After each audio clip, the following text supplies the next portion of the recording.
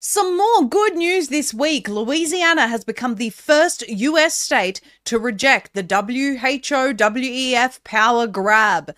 The Louisiana State Senate has passed a Senate bill with a unanimous vote. This bill is a bold declaration of state sovereignty, setting the stage for a legal barricade against the overreach of globalist organizations, the United Nations, UN, the World Health Organization, WHO, and the World Economic Forum, WEF.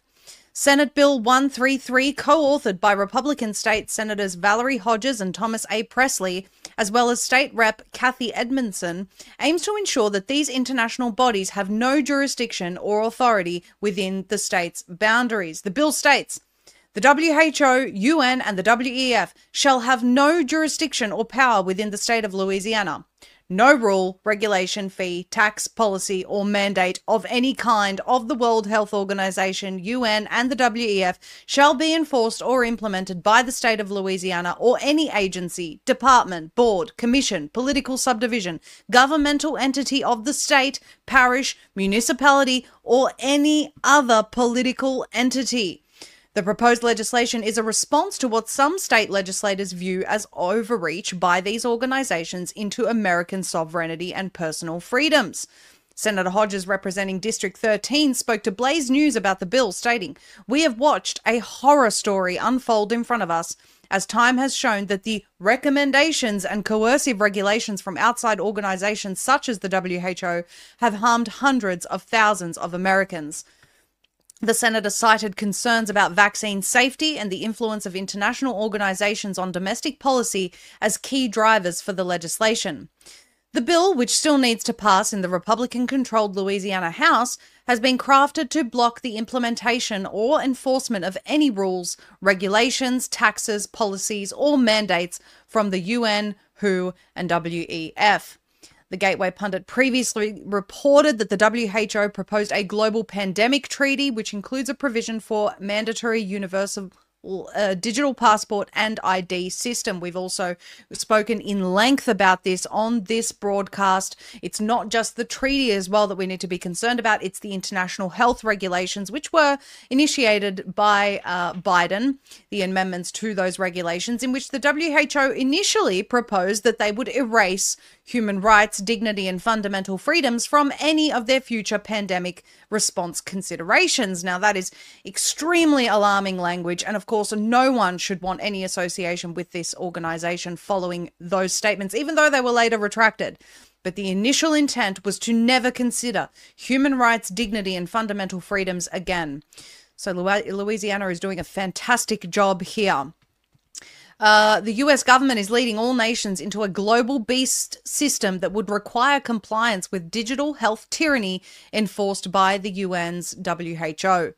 As reported by Leo Hohmann, the Biden regime was pushing the amendments. This is what I just mentioned before. Even a public health emergency of regional concern would have triggered the WHO's authority to step in and enforce rules on things like mask wearing, social distancing, lockdowns, even vaccines, of which Big Pharma always has a new one at the ready, could be mandated by the UN agency headed by the corrupt Ethiopian communist Dr. Tedros.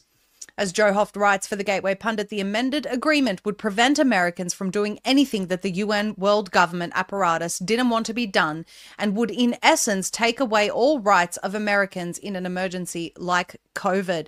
It's also worth noting there that the UN has their political declaration as well, which even though 11 countries voted against, last year in September, the UN said, we're going to pass it anyway.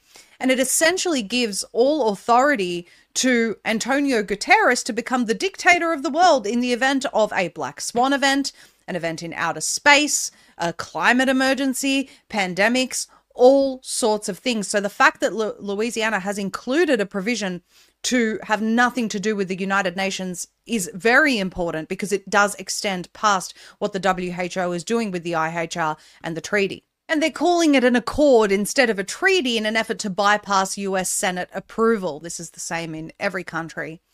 Former Minnesota U.S. Representative and current head of the School of Government at Regent University, Michelle Bachmann, is concerned about the globalists whose arrogance leads them to deny God-given individual rights.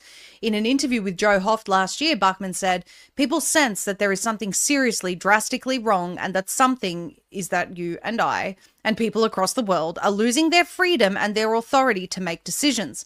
What we are seeing is that our choices are being taken away from us. As a matter of fact, we are being punished for choices. We are being censored for choices.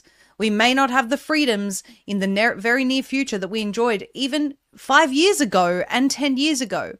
We're seeing that not only in the US, but globally. Today, there is a threat of global domination. It seems to come from global institutions, but also from people who have more wealth than people who have ever seen before in the history of man. They're planning another pandemic right around the corner. Of course, the pandemic is just a pretext for control, and this is why we are incredibly encouraged by the state of Louisiana, and we hope that other states in the United States and countries worldwide follow suit.